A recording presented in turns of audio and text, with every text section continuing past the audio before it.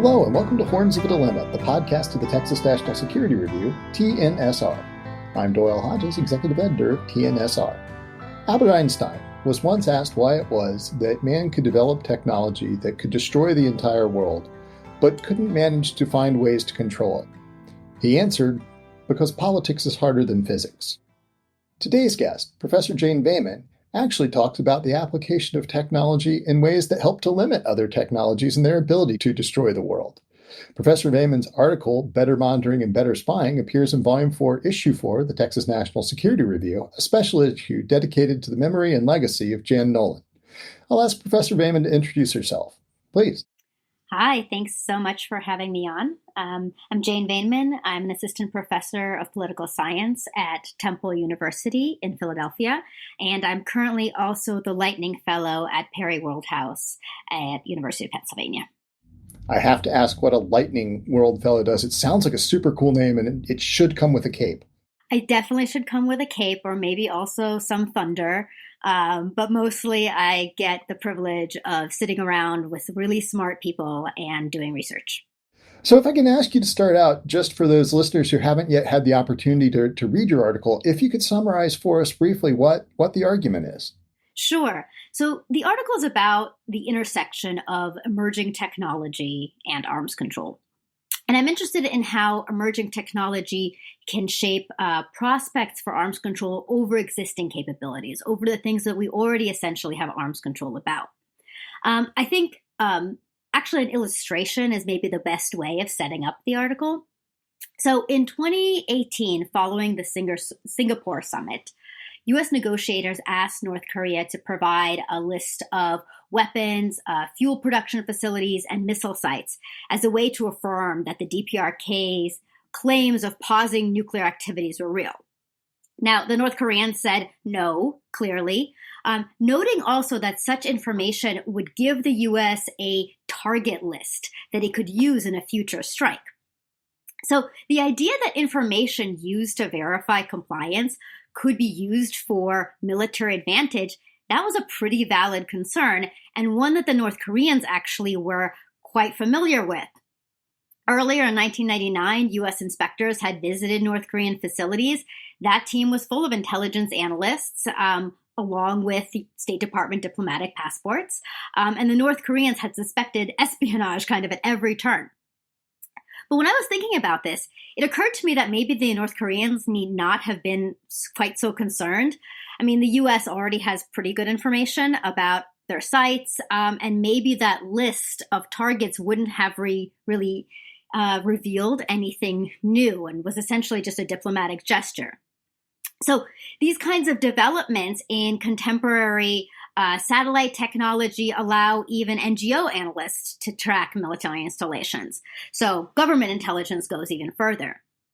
So it's kind of branching this out more. I think the intuition is in thinking about how emerging technology affect agreements and affect the possibility to monitor agreements.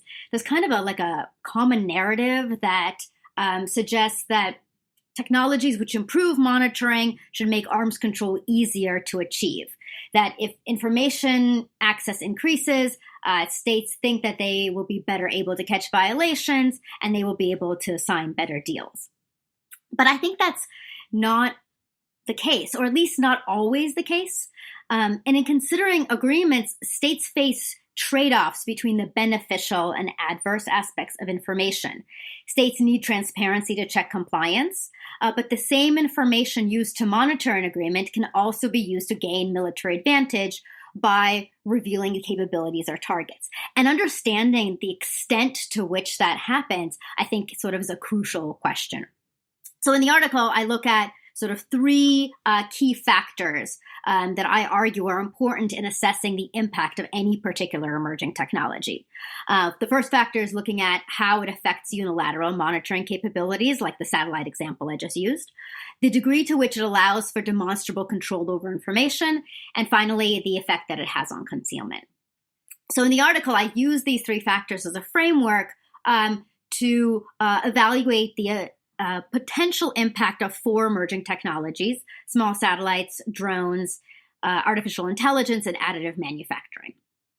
So the core argument, the core sort of takeaway part of the story is that perhaps counterintuitively, more effective monitoring does not always mean better prospects for arms control. Technological changes can affect both sides of that balance between transparency and threats to security, making agreements more likely under some conditions and maybe even impossible under others. Excellent. So I'm really curious how it was that you came to this topic, because it's a curious approach to arms control that it's fascinating, but it's also not one that I've seen developed elsewhere.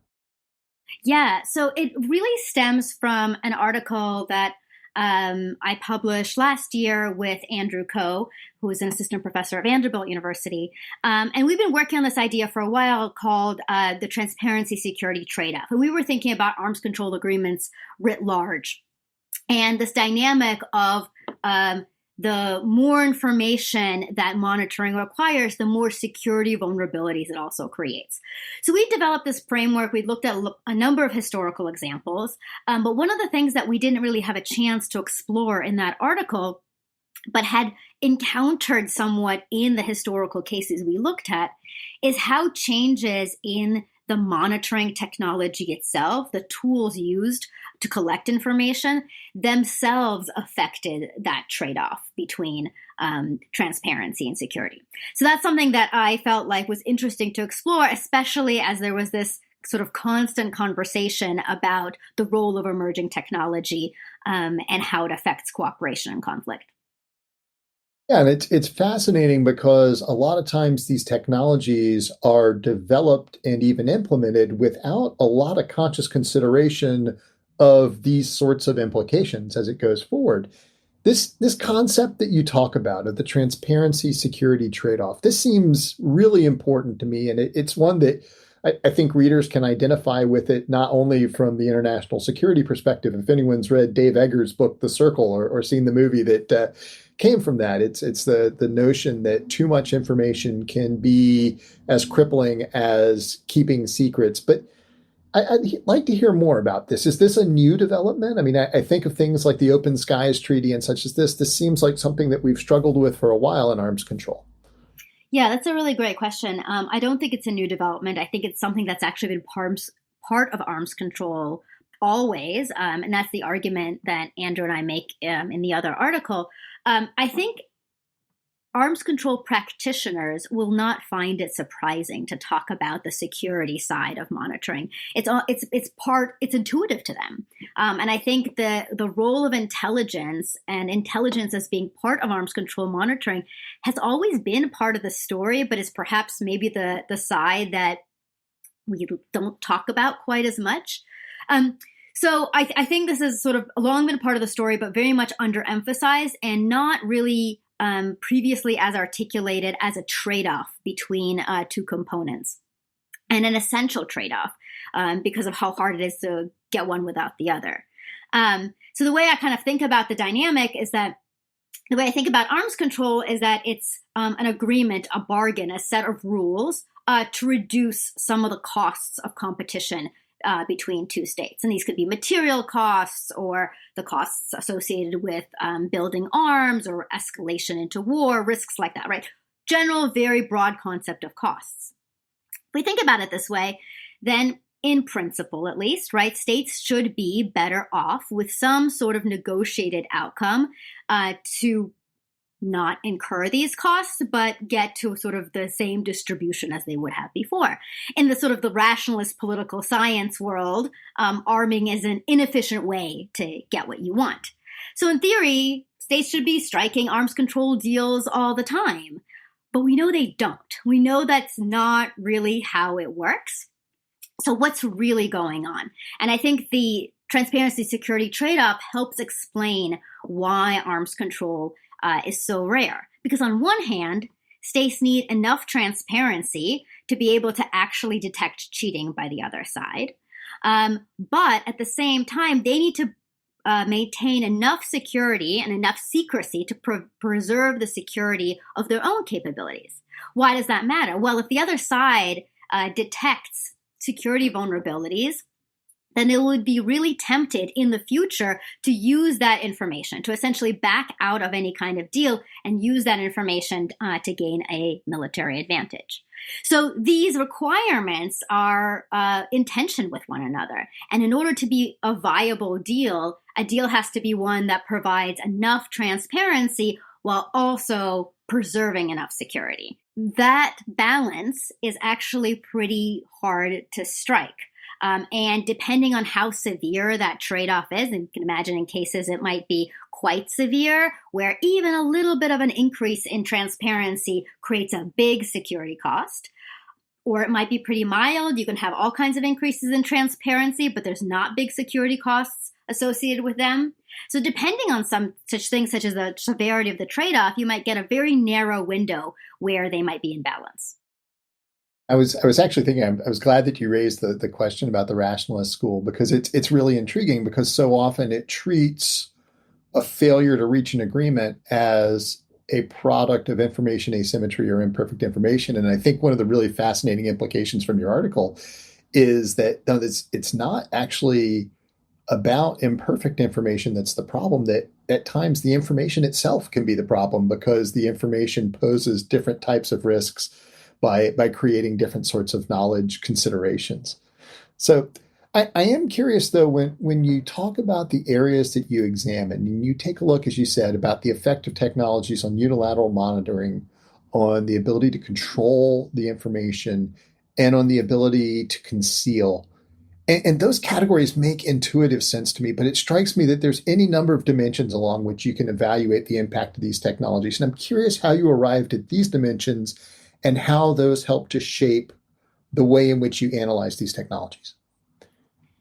Yeah, so the first dimension, the impact on unilateral monitoring, comes from the core principles of the framework and the theory itself. Because if you have a unilateral way to observe the other side, and by unilateral I mean through some capability, such as intelligence capability, where the consent of the other side is not necessary. You can see what you need to see without them letting you in or anything like that. Whenever you have that capability, this dynamic of the trade-off that I just described, it essentially allows you to escape that. Because whether or not you have a deal doesn't change your fundamental ability to see what the other side is doing. So while it helps you see what's happening, helps you verify the deal, it doesn't change the underlying security calculus, which is nice, because then you can get those kinds of deals. So the first I mentioned, that the effect on unilateral monitoring emerged from there, and is also apparent in earlier historical cases where we see the proliferation and the increasing use of satellite technology, making it more possible for the US and the Soviet Union to do arms control. But then after that, I was trying to think about different technologies and starting to brainstorm a bit the different characteristics that I could observe about them. And I didn't sort of have those other factors in mind when I started, but pretty soon it became apparent to me that almost everything in my brainstorm about what about these technology matters roughly fell into two other categories, which has to do with the way that information is how much information you can collect and how well you can demonstrate the extent of that information. And also the flip side, right? How well a technology, or to the extent to which a technology affects the monitored state's ability to conceal its capabilities. So I'm also curious, because you have a wealth of technologies that you could potentially choose from, and there's certainly no shortage of articles that evaluate the impact of various technologies on various dimensions of security. You drill down on four in particular. You look at the question of AI, you look at the question of small satellites, you look at the question of drones, and then you look at the question of additive manufacturing. And I'd like to put a pin in that one and come back to it in just a moment, because I think it's a really intriguing one, but it's also not one of the ones that a lot of people normally take a look at. And for listeners who are wondering what additive manufacturing is, if you're like me, you may know it better as 3D printing. But I'm curious how you chose those technologies in particular amid all the technologies that are developing and burgeoning and that potentially impinge on the security space right now. When I was thinking about which technologies to include, I think my approach was to think about first the most likely technologies, the technologies that people would be most likely to say this should have an effect on arms control monitoring. And in fact, they do. In discussions of the future of arms control and numerous meetings I've sat in on, experts are talking about how things like remote sensing through satellites or other technologies will affect arms control. So it's already part of the conversation. And I wanted to address, at the very least, the technologies that seem to me as already part of the conversation, which is where the small satellites and drones pieces came in most. Those pieces, I think, are the ones that are also most directly connected to their historical precedents, where we've already seen changes in these technologies affect arms control monitoring. I then considered AI in part because there's so much of the emerging tech conversation is about AI, and to be honest, I find it quite confusing in a lot of ways. It's as if AI affects everything. It is the enabling technology that changes so much. So I wanted to narrow into really understanding one element of how specifically AI could affect an outcome or could affect monitoring technology, because I felt like it was important to start to break down specific areas in which a big expansive category like AI could be actually analyzed. And finally, like you said, additive manufacturing is not usually thought of as a monitoring technology. So I thought it was a little bit out of the box in terms of how we think what monitoring technologies are. But overall, the way I see this framework that I present in the article, the factors used to assess technology, in principle, they should be applied to any potential technology. I've had conversations with people when they suggest a number of other technologies that we should be considering, such as cyber capabilities, quantum computing, robotics, etc. And I would say that those should definitely be included on the list. And I hope that my framework can also be used just as well on those technologies to assess the potential impacts of those technologies as well. So on the question of small satellites, I'm curious why small satellites in particular. I mean, it seems like there are advances in image processing and other things like that that also can lend capabilities to existing satellite systems and things like that. What is uniquely new and different about the small satellites? Yeah, I think a lot of the material that I discuss in the piece addresses any enhanced satellite capability, whether that's small or not. The piece that I thought was particularly interesting for thinking about small satellites is how they are so much more prevalent. They have an increasingly high revisit rate on the same spaces, so being able to see things multiple times with greater accuracy. And of course, the commercial elements. It's now no longer just governments that are able to have access to this kind of information. The proliferation and the growth in small satellites means it's a commercial technology. So it means that independent observers can also access this information. And in fact, the US government buys a lot of commercial satellite imagery to use for its own purposes as well. And I think in arms control, there's a particularly interesting benefit to having publicly available satellite information, because it allows government actors to publicly prove their point or demonstrate their point. It's one thing if you can detect non-compliance using an intelligence satellite. That is very useful. But unless you want to reveal the capabilities of that intelligence satellite, it's very hard to talk about publicly. And increasingly what we're seeing, especially in terms of public opinion, politics, relationships with allies, making the public case that the other side is doing something that's a violation is a pretty big part of the story. So the role of the small satellites and the commercial capabilities potentially make that a lot easier.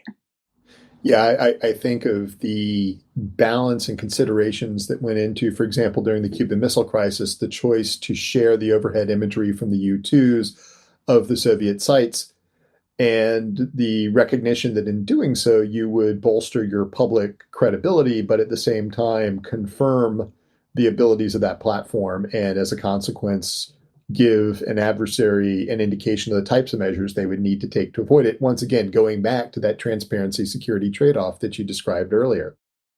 Yeah, I think one of the things that I've been thinking about that's not in this article that I'm sort of starting to spin out and having some very interesting conversations with colleagues is about, because again, intuition to me at first suggests that it's a good thing that lots of independent observers are able to have high quality information and essentially be able to detect violations themselves. But at the same time, I wonder if there are conditions where that also creates the problem of too much information, where that in a sense would be actually bad for arms control.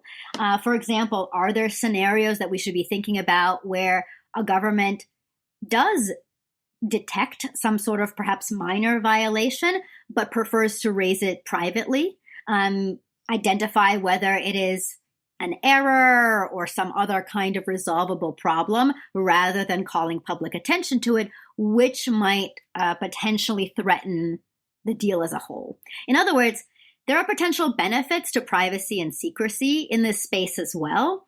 So one of the things that I've been thinking about is sort of what are the trade-offs between greater public information and greater public monitoring with the potential benefits of essentially private dispute resolution. Yeah, and that raises a particularly interesting question because, as you say, these technologies, which used to be, if not the technologies themselves, certainly capabilities lent for them, used to be the exclusive purview of governments. And now we see organizations like Bellingcat that use a combination of these sorts of technologies in terms of the ability to access multiple sources of information, to bring in commercial overhead imagery, the ability to process massive amounts of data using AIs in order to draw out the relevant things, and can do things that, on the one hand, do hold governments to account, and on the other hand, can do so in ways that close off options and may not be coordinated with other governments. But I'm curious, I mean, does that change the future of arms control when it is no longer now exclusively about agreements between governments? I think a big portion of arms control will always continue to be agreements between limitations or between governments about capabilities they seek to limit. The part that's changing is how the compliance side is monitored and how do governments or other actors decide who's in violation or not. And that's I think where we're seeing potentially some very, very big changes. Whether they're all for the good, some for the bad, it's kind of hard to discern at the moment. And I think thinking through the scenarios where it might shift one way or the other is particularly interesting. I think, though, there's a lot of potential arms control directions and opportunities about the same existing capabilities that governments have negotiated over for a pretty long time, including nuclear weapons, missiles, planes, right? These are all still essentially the capabilities of governments. And they'll be in charge of actually deciding whether or not to put limits on them. I'm going to take a risk and make an assumption here that when you tell someone you're working on a project related to arms control and emerging technologies, that many people, without listening to what your argument is, say, oh, it's fascinating. We really need to control things like lethal autonomous weapons and drones and these sorts of things. And I'm curious because, in fact, some of the technologies that you describe as being elements that influence arms control themselves are considered to be potential candidates for arms control. And that strikes me as a relatively new development in this field. And I'm curious what your thoughts are in terms of the obstacles or advantages or disadvantages of trying to place limitations on the ways in which those technologies, especially those sorts of technologies that may involve artificial intelligence and lethality, or the use of drones that can bring lethal capabilities over territory without endangering human lives on the side of the one doing it. What are the advantages and disadvantages, and how does that influence the whole arms control debate? Yeah, so in this article, I was really sort of trying to sort of have a specific focus on emerging technology as it affects information and then control over military capabilities. But you're right that a lot of people, when they hear this topic, they think I mean limiting emerging tech itself, a cyber arms control treaty or something like that, which is a very interesting area in its own right. And of course, I have other research that sort of starts to touch on this area, although I think they can be separated into two sets of questions. I think the questions on thinking about how do you go about thinking about limits, arms control on some of the emerging capabilities we're thinking about.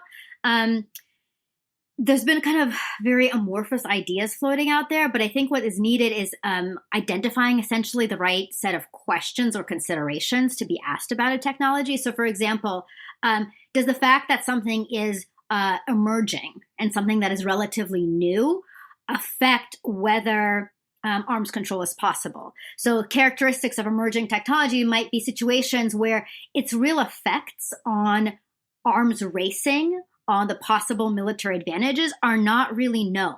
So what's happening is that there's uncertainty about even the benefits of a certain capability or the benefits of limiting that capability. So really, in some ways, a question about an emerging technology is a question about the effects of high uncertainty on the impact of changing military capabilities, where benefits are not clear.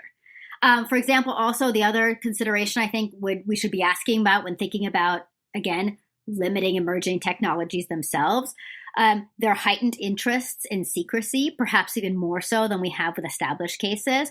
So with a lot of things I've already mentioned, missiles, nuclear, planes, they are essentially old technologies and quite a bit is known about them. So the sort of the parameters around what is necessary to keep secret, I think, are relatively well understood by the countries that have them. On the other hand, with some emerging capabilities like AI or cyber, we're still developing sort of an understanding of what needs to be kept secret in order to prevent vulnerabilities from being revealed. And the cautious position would be to maintain more secrecy rather than less. And finally, I'll just point out that some of these new emerging capabilities are more dual use than ever. So we've always had dual use capabilities that are used both for military applications and in the civilian sector. The nuclear fuel cycle is a key example here. And we do have arms control or arms limitation types of agreements, the NPT, over a dual use technology. But dual use is likely to affect whether an arms control deal is possible, under what conditions, or the form that that deal takes. So as we look at contemporary technologies, and seems to be an increase in the degree of dual use applications, that would also be an important question to ask, to what extent that promotes or hinders cooperation. When you made the comment about the instinct to make all aspects of these emerging technologies secret, I, of course, had to go back to the wonderful line from Dr. Strangelove of what's the use of having a doomsday machine if no one knows about it. But it's exactly the instinct that exists within government as you develop these sorts of things. The caution surrounding disclosing the capabilities often exceeds the common sense that may come with the issues. And it only becomes more problematic as you introduce the dual use elements, because you have really odd inequalities between what is done in the public sector and what is acknowledged in these sorts of things as it goes forward. Yeah, and there's important differences with some of the emerging capabilities compared to the traditional Dr. Strangelove ones, right? Because there, the deterrence value comes from knowing that a response will happen, knowing the capability of the weapon is what creates deterrence. But with some emerging capabilities, such as in cyber, and I'm no expert in cyber, but this is a pretty obvious point, the very revelation of the existence of that capability or the extent of what it can do can potentially negate it. So you don't get the deterrence value from revealing it. You potentially diminish its capability, which is a different dynamic, which Dr. Strangelove did not really have to deal with. That's true. So I think really at the heart of a lot of these issues that you describe in your article is the question of trust. and the way in which these emerging technologies affect the conditions on which we base trust. And it strikes me that this applies then equally to things like deep fakes and to other questions that come up. I'm curious your thoughts on how this plays out, because this actually is much more than just arms control. It really begins then to affect every type of agreement between governments and indeed between people. So what are your thoughts on the effect of these emerging technologies on trust? I think trust is a easy word, but a complicated concept. And if you dig into the political science literature, for example, on what trust is, there's like at least 4 different sets of definitions. Economists probably have another one. I'm fairly sure sociologists do too, right? So it's a word that we use, I think, in our everyday lives commonly, but in actually thinking about cooperation and competition, identifying what you really mean by it is important. I like to think about trust. The way I sort of conceptualize trust in my work is that it's not really that much different from a belief in how likely a potential partner is to do what they said they were going to do, is to comply with an agreement, to live up to a promise that they made. You might have a high degree of trust, think that for whatever reason that they're going to do what they said, or you might have a low degree of trust where you think that they're going to renege on that commitment in some way. And that is one particular view of trust that I use that I think is pretty consistent, again, with that sort of rationalist school of political science that I tend to adopt. But in terms of thinking about cooperation and arms control revolving around trust, or even other things revolving around trust, does it though really revolve around trust? I think I'm about to make this the opening lines of my book as I'm revising it, that it's not so much trust but verify, but rather mistrust and verify. Because if you have lots of trust, then why go through all the trouble of monitoring or verifying anything? A lot of the checking of compliance, the worrying about whether another side is going to live up to their end of the deal, has to do with mistrust, which I think is a fundamental part of our both competitive and cooperative interactions. So with emerging technology, I think it doesn't really, at least for me, I don't think it really changes how we fundamentally think about trust. I think whichever different definitions you adopt, you could think about how emerging technology kind of ports into that. I think it changes how we trust, or I guess assess the benefits of our information tools, including our eyes, in whether or not they're accurate in detecting violations. So, I have a certain amount of, I guess, trust or belief or understanding about what my eyes can perceive. But as I read about advances in AI and spoofing in particular, deep fakes, my trust in my own information tool, said eyes, is now potentially changing. And maybe I can't really go with the prior beliefs I held about how good my eyes are, which I think will be a big change when we think about compliance and cooperation.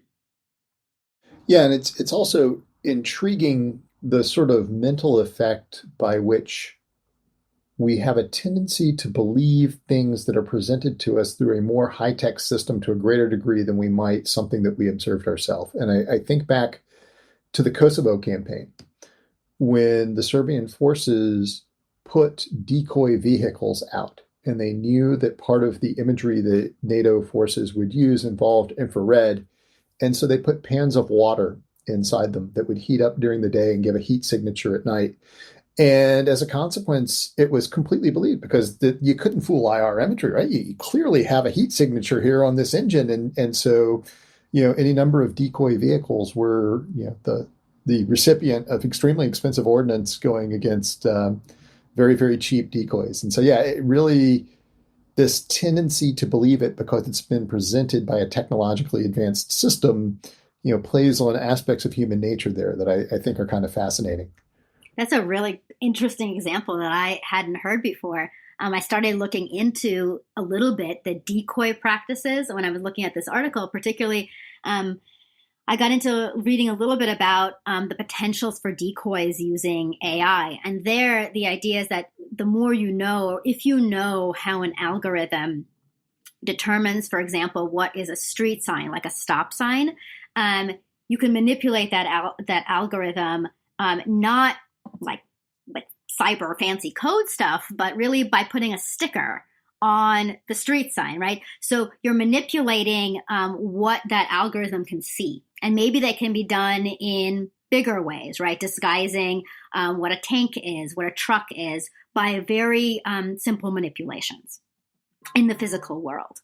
So that doesn't sound to me like a currently super developed capability. I think these are things that are in research, but I can see the direct implication for when you're trying to actually use these capabilities to detect what other countries are doing, while they at the same time are using their own knowledge of these same technologies to counteract that. And these are the same questions I think we've always had in security competition of whether it is easier to detect or conceal, and which is the cheaper one to do. Sometimes it's cheaper to conceal than it is to detect.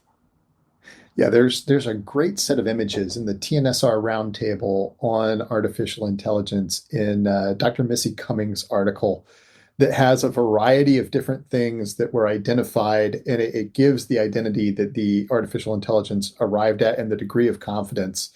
And it goes to your point exactly, the degree to which the algorithm can easily be fooled and be fooled with 100% certainty.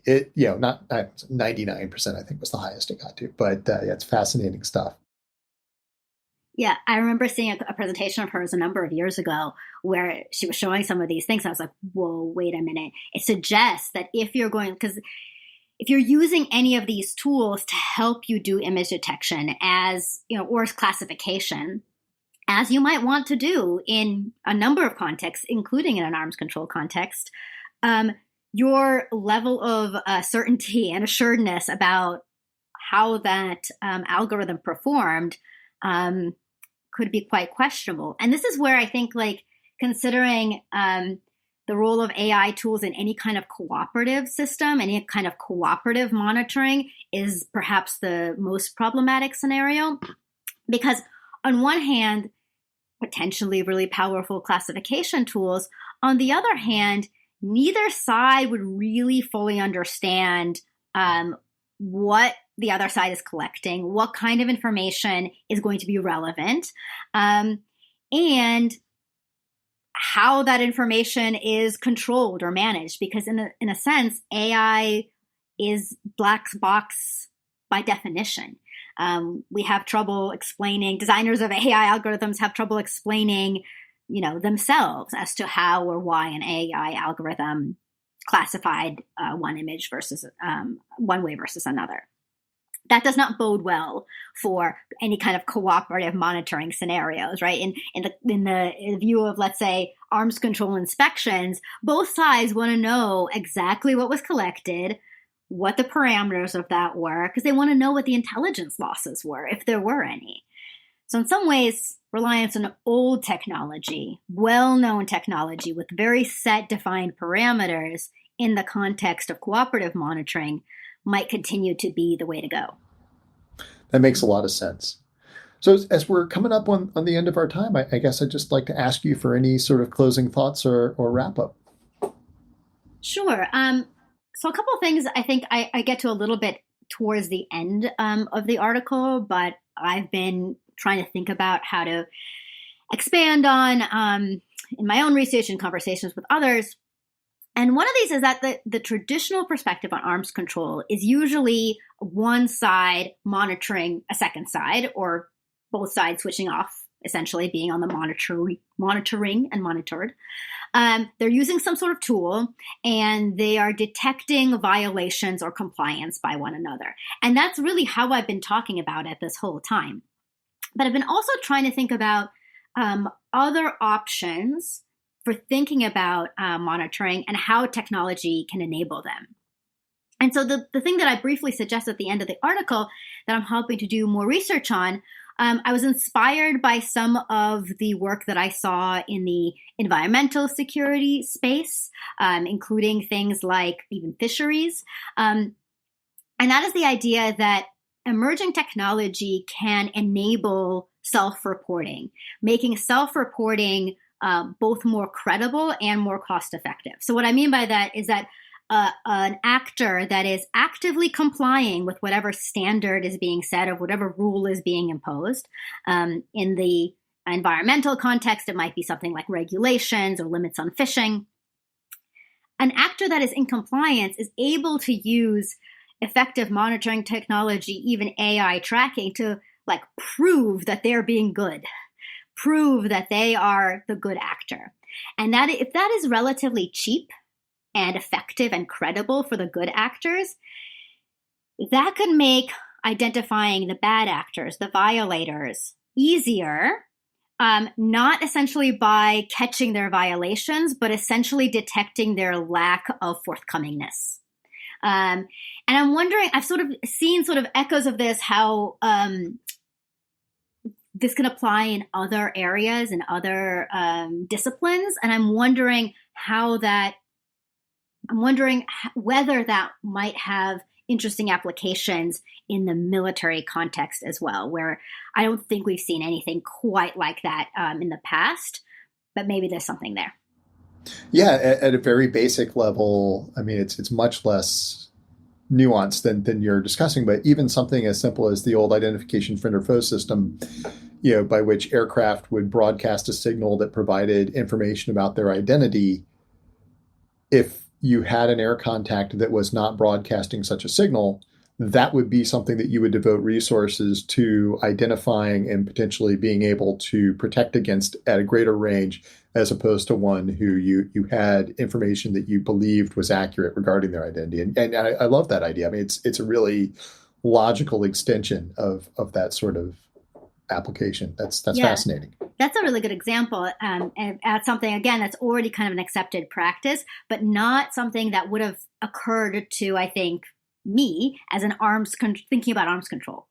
Because I think in arms control, actually even a broader set of international agreements, the idea that verifiable or checked compliance essentially is necessary because of potential cheating, because of incentives to lie or obfuscate information. It's always the focus on information that can be externally checked, versus agreements with self-reporting tools are often seen as weak mechanisms for monitoring and compliance. So I guess I wonder whether some elements of emerging technology or some types of emerging technologies will allow us to potentially rethink the power of self-reporting. I don't know if that's the case or not. I think this is where I'd be interested in talking with others about. Contact me if you have existing ideas on this. I'm sort of batting around a number of ideas because I think it has potential anyway. Yeah, it definitely does. So this has been a fascinating conversation. I've really enjoyed it. I would commend again to our listeners, if you haven't yet had a chance to read it, Professor Bateman's article appears in Volume 4, Issue 4 of Texas National Security Review. It's called Better Monitoring and Better Spying, the Implications of Emerging Technology for Arms Control. And I should have mentioned and failed to at the beginning of the podcast that this was the winner of the competition commissioned in honor and in memory of Jan Nolan. And so it's a very appropriate, both the topic that it deals with, one with which Jan concerned her work throughout her life, and also that it appears in the special issue in Jan's honor. So thank you so much for joining us. It's been a fascinating discussion. Thank you very much. I'm incredibly honored to have been awarded a prize bearing Jan Nolan's name. She's just such an important figure in the field, and it's really quite an honor.